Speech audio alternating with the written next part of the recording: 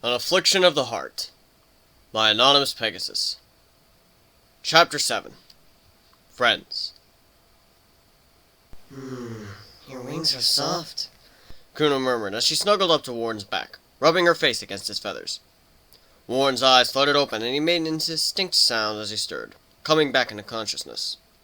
Kuno hummed quite happily, rubbing her cheek against the upper half of one of the Pegasus's wings. I've never felt them without fur in the way, even when they were attached to me. Why are you molesting my wings? Warren asked groggily. Soft? Kuno repeated with a giggle. I woke up and they were right there in my face. What was I supposed to do?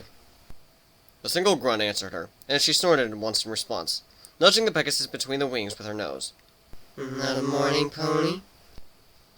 Warren shifted slightly, then rubbed a hoof against his face slowly.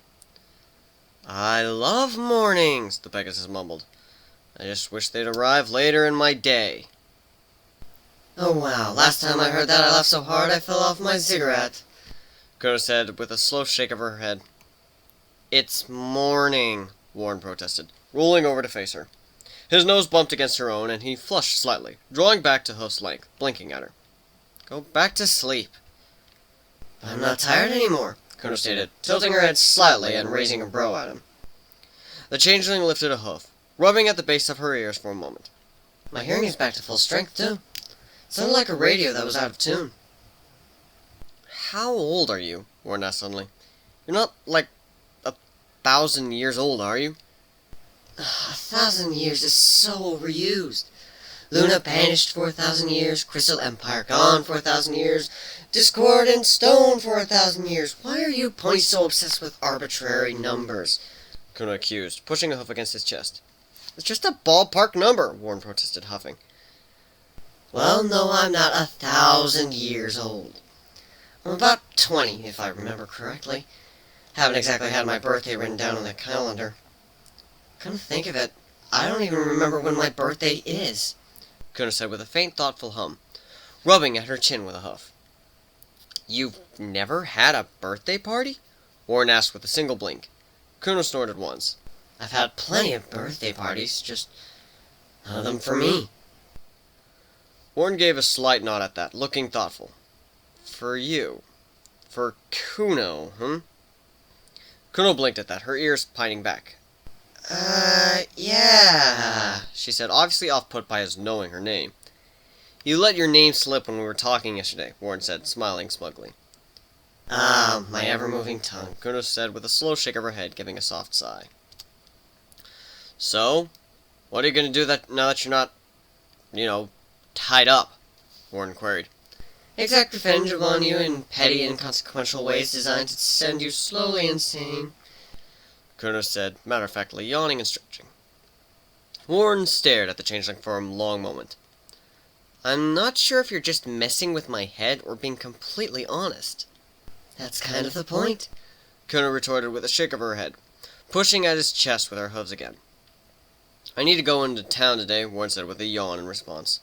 What? Why? Kuno asked, suddenly. For things, Warren said, frowning and nudging her with a hoof.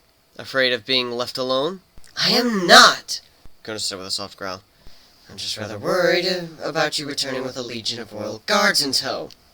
Warren snorted and rolled his eyes. What are you going to do, tie me up if I go to leave? It's not like you could stop me, Kuno threatened. And I could make you love me if I tried. Oh, yes. Warren's eyes widened at that, and he wiggled away a bit further. I'm not sure I like the sound of that. The sound of it will be the last thing you'll be thinking about, Kuno stated, licking her lips innocently. What are you doing? Warren asked, keeping his hooves between himself and the changeling, in case he needed to fend her off. Making you love me, Kuno said matter-of-factly. Warren blinked once, ears pining back. Well, stop. It's creepy. But this is how I survive, Kuno stated, shrugging once and wiggling closer to him. By being cute, seductive, and naughty. That's what stallions like. Warren snorted, pushing his hoof against her chest to stop her. Not this stallion. I think you actually believe yourself, Kuno said with a soft giggle and a shake of her head. Poor confused Pegasus. Cut it out! Warren stated flatly, pursing his lips. But then we'd be sitting at opposite ends of the room, facing away from each other, Kuno said with a shake of her head. I'd be fine with that, Warren said reasonably. Just because you would stare at my rump, Kuno accused, thumping his shoulder with her hoof. Why are you so insistent on sexual attraction? Warren spluttered, staring at her accusingly. Because love and lust are so closely linked that to travel one route is to travel the other. Kuno said with a minor shrug. Plus it makes you uncomfortable and all bashful. It's cute. Warren sighed and shook his head slowly. Oh, come on, you like it when I call you cute? Kuno chided with a sly smile. I guess I do, Warren said, looking away and biting his bottom lip. Something wrong? Kuno asked, leaning closer to him, frowning. I just... Warren trailed off, frowning deeply. It's just so easy to... I don't know, talk to you. It's not awkward or anything. Kuno opened her mouth to say something, but he placed a hoof over her mouth, shushing her. I mean, when you're not deliberately making me uncomfortable, it's not uncomfortable. And that bothers me. You're a changeling. It should be this easy to be around you. Kuno pushed his hoof away and then scoffed. So you're bothered that I'm easy to be around, huh? Yes! Warren stated, glowering at her. It was several long moments before Kuno realized what was going on.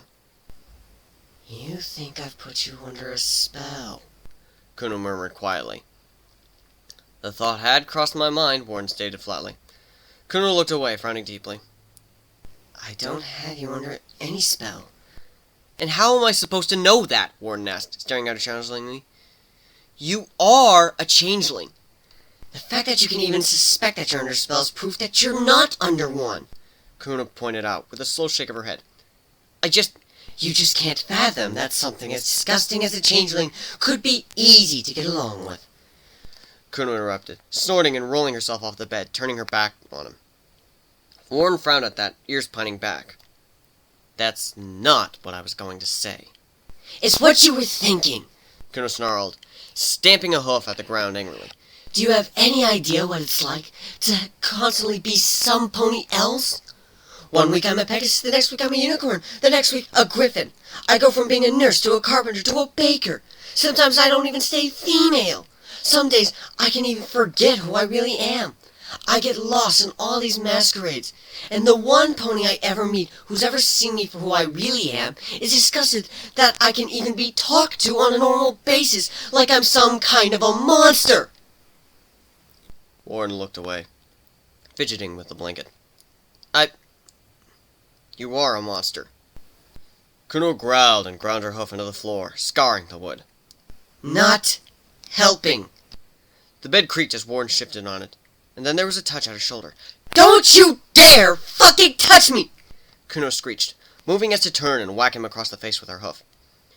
Warren caught her in a hug, pulling her against his chest tightly and turning his head onto the side, squinting his eyes shut and wincing. Please don't bite me. Kuno growled deep into her chest, pushing at his chest with her hooves and hoof. What in the name of hell are you doing? I'm hugging you, Warren explained, squeezing her, still with his head stretched out to avoid any kind of retaliation. You sounded like you needed a hug. Hugging is for friends, Kuno stated, her tone sullen and skulky. That is correct, Warren said with a gentle nod, slowly relaxing as no blows or bites were forthcoming.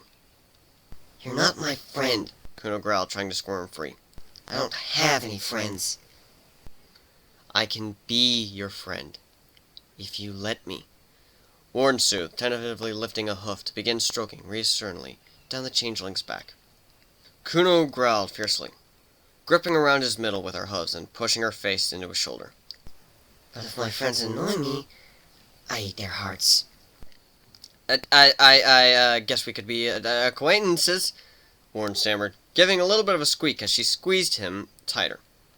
Too late, bucko. You already offered. I accept. Kuno snorted, pushing her face into his shoulder and scowling. Warren allowed the changeling to squeeze him before peeking down at her curiously, asking nervously, are you crying? I am not! Kuno snarled, thumping his back with a hoof, but not lifting her head. Now shut up or I'm gonna bite you. The Pegasus went quiet then, nodding once and just resting his chin on the back of the changeling's head, letting her hug him.